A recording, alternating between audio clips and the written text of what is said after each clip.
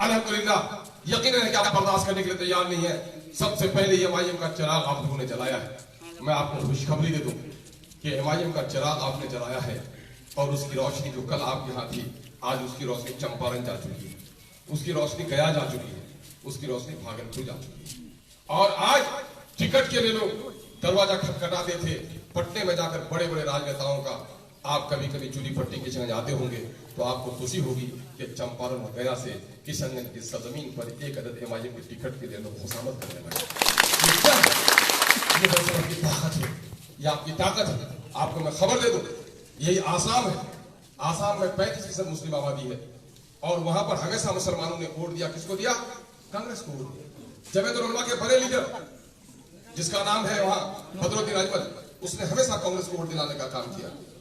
और लेकिन वहां हुआ ऐसा कि कांग्रेस ने जब मुसलमानों का हक अदा नहीं किया, एनपीआर एनआरसी उसी इलाके में पहले लागू किया, तो बदरुद्दीन अजमल ने कहा कि नहीं, सर से ऊपर पानी हो गया, आप अपनी पार्टी बनाएंगे। जब अपनी पार्टी बनाया तो तरुण गोगोई कांग्रेस का वहां पर जो मुख्यमंत्री है उसने कहा को बर्दाश्त कर सकते हैं, बदरुद्दीन अजमल को बर्दाश्त नहीं कर सकते। कहा बदरुद्दीन अजमल से समझौता कर लो। कहा कि कौन होता है बदरुद्दीन अजमल में से पहचानता भी नहीं हूं। लेकिन देखिए अल्लाह का शुक्र हुआ कि बदरुद्दीन अजमल के लोगों ने जब ये कहा कि मेरे लोगों को तुम नहीं पहचानते हो तो हम तुम्हारी भी पहचान मिटा देंगे। जब 10-12 उसका एमएलए चुन दिया और 2-2 एमपी चुन दिया तो वो कांग्रेस जो कभी बदरुद्दीन अजमल को पहचानती नहीं थी, आज नाक रगड़ कर उसके दरवाजे पर आके कह रही है कि तुम मेरा साथ नहीं दोगे तो मैं मुख्यमंत्री नहीं बन पाऊंगा। बदरुद्दीन साहब मेरा साथ दो।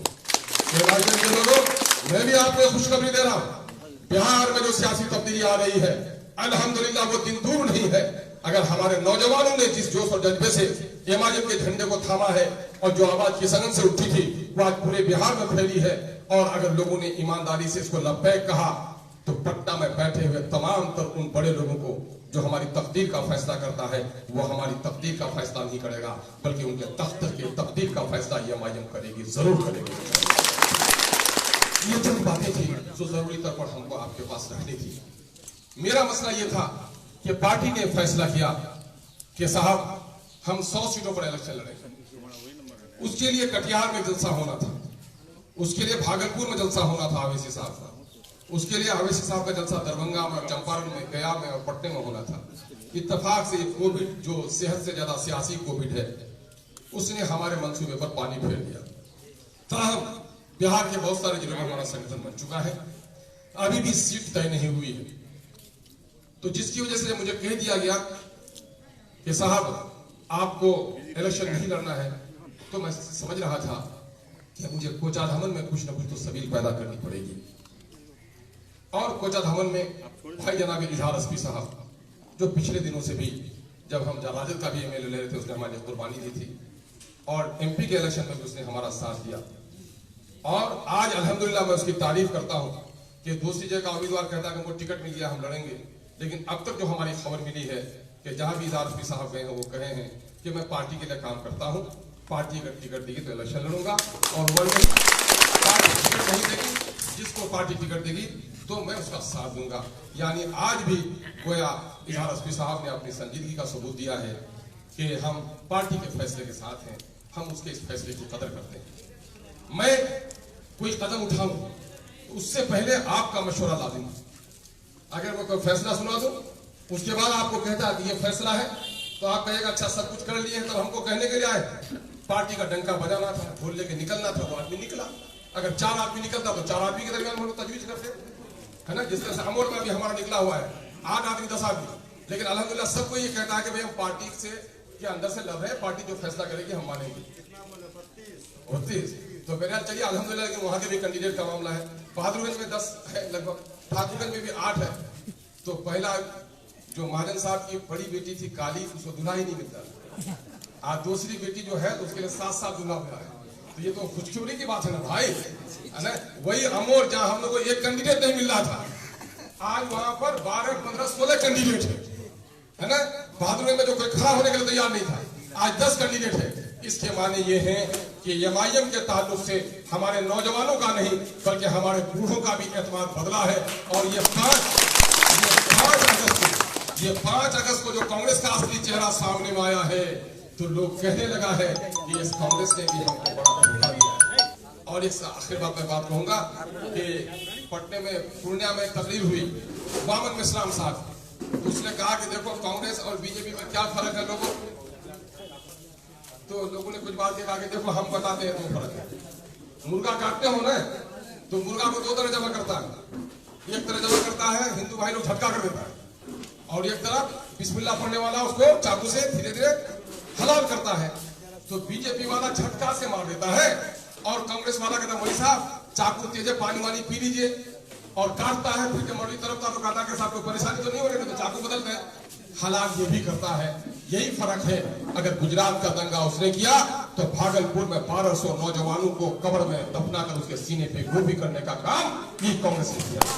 हमारे बच्चों को याद नहीं है, हम लोग 87 बीए में पढ़ते थे, हंडन नदी के किनारे मेरठ में मुसलमानों के मोहल्ले से लेकर गया और मुस्लिम नौजवानों को अगर खड़े हो जाओ लाइन पर, और लाइन पर खड़ा हो गया तो वहीं AK-47 सबके सीने में धार दिया और उसमें से लगभग 45 आदमी मर गया, 2 आदमी या 3 आदमी जंगल पकड़कर कुछ बचा।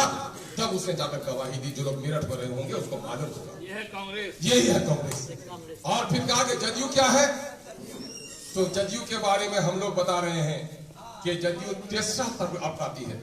वो क्या अपनाती है कि वो बज़ाहिर आपको शरबत पिलाती है, मौलवी साहब मदरसा खुलवा रहे हैं, लेकिन उस शरबत में जहर मिला देती है ताकि ये मर भी जाए और हम पर इल्जाम भी नहीं लगने पाए।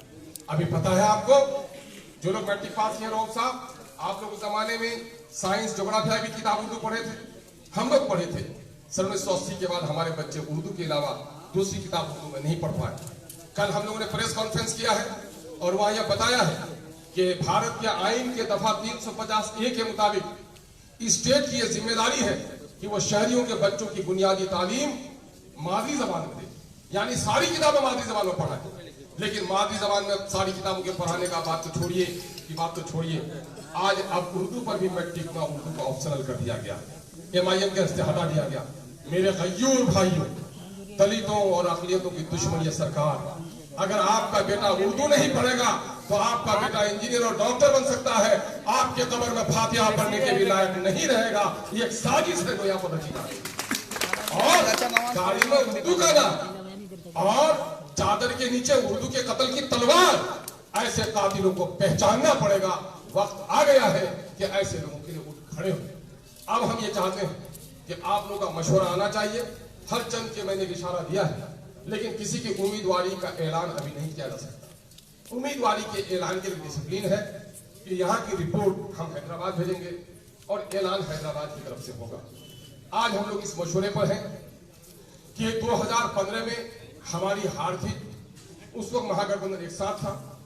आज महागठबंधन अलग है जदयू से, गठबंधन का भी उम्मीदवार होगा और जदयू का भी उम्मीदवार होगा, RSS यानी बीजेपी का उम्मीदवार होगा।